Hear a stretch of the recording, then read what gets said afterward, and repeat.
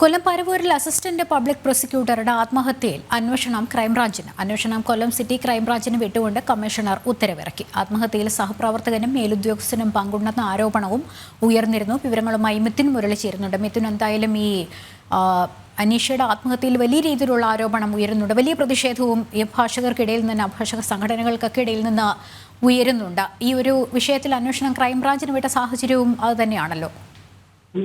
Lakshmi, Paravur police അസ്വാഭാവിക മരണത്തിന് കേസെടുത്ത് അന്വേഷണം നടത്തിക്കൊണ്ടിരിക്കുന്നതിനിടയിലാണ് ഈ കേസ് കൊല്ലം സിറ്റി ക്രൈംബ്രാഞ്ചിന് വിട്ടുകൊണ്ട് കമ്മീഷണർ ഉത്തരവിറക്കിയിരിക്കുന്നത്. പ്രധാനമായും മേലുദ്യോഗസ്ഥരുടെയും സഹപ്രവർത്തകരുടെയും മാനസിക പീഡനം മൂലമാണ് അനീഷ ആത്മഹത്യ ചെയ്തതെന്നുള്ള ആരോപണമാണ് ഉയർന്നു വരുന്നത്. കുടുംബത്തിന്റെ ഭാഗത്തുനിന്നും ഒപ്പം തന്നെ അനീഷയുടെ ഓഡിയോ സന്ദേശവും അനീഷ മരിക്കുന്നതിന് തൊട്ട് 2 ദിവസം മുൻപ് എഴുതിയ ആത്മഹത്യാ കുറിപ്പിലെല്ലാം ഇക്കാര്യം വ്യക്തമാകുന്നുണ്ടായിരുന്നു.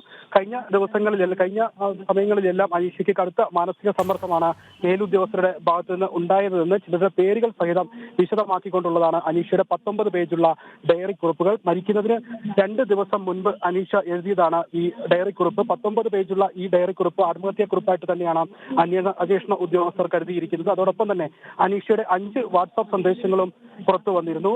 മരിക്കുന്നതിന് തൊട്ട് മുൻപുള്ള ദിവസങ്ങളിൽ സുഹൃത്തുക്കൾക്ക് അയച്ച ഓഡിയോ സന്ദേശങ്ങളായിരുന്നു ഇത്.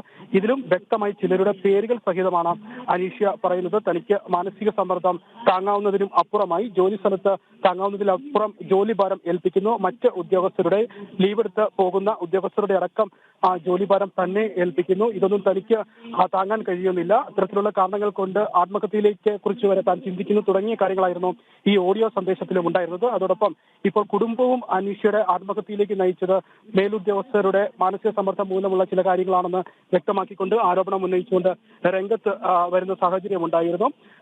ഈ ഒരു സാഹചര്യത്തിലാണ് ഇപ്പോൾ ഈ വലിയ പ്രതിഷേധവും അഭിഭാഷകരുടെ ഭാഗത്തുനിന്നും കൊല്ലം ഭാഗത്തുനിന്നൊക്കെ വലിയ പ്രതിഷേധം ഉണ്ടാകുന്ന സാഹചര്യത്തിലാണ് ഇപ്പോൾ ഈ സിറ്റി ക്രൈംബ്രാഞ്ചിന് അന്വേഷണം വിട്ടുകൊണ്ട് ഈ കമ്മീഷണറുടെ ഉത്തരവിറങ്ങിയിരിക്കുന്നത്. ഡെപ്യൂട്ടി ഡയറക്ടർ ഓഫ് പ്രോസിക്യൂഷനും അതോടൊപ്പം തന്നെ ചില സഹപ്രവർത്തകർക്കും എതിരെയായിരുന്നു അനീഷയുടെ കുടുംബവും അനീഷയുടെ മാതാവ് പ്രസന്നയും ഒപ്പം സഹോദരൻ അനൂപും ഇന്ന് രംഗത്ത് വരുന്ന സാഹചര്യം ഉണ്ടായത്. ബാർ അസോസിയേഷനും വലിയ പ്രതിഷേധവുമായി കുറ്റക്കാർക്കെതിരെ നടപടി എത്രയും വേഗം വേണം, കുറ്റക്കാരെ സസ്പെൻഡ് ചെയ്തുകൊണ്ട് അന്വേഷണം നടത്തണം തുടങ്ങിയ കാര്യങ്ങൾ പറഞ്ഞുകൊണ്ട് ഇന്ന് കോടതി നടപടികൾ ബഹിഷ്കരിക്കുന്ന സാഹചര്യവും ഉണ്ടായിരുന്നു. ഈ ഒരു സാഹചര്യത്തിലാണ് ഇപ്പോൾ കൊല്ലം സിറ്റി ക്രൈംബ്രാഞ്ചിൽ കേസ് കൈമാറിയിരിക്കുന്നത്. മിഥുൻ മുരളി വിവരങ്ങൾ നൽകിയത്.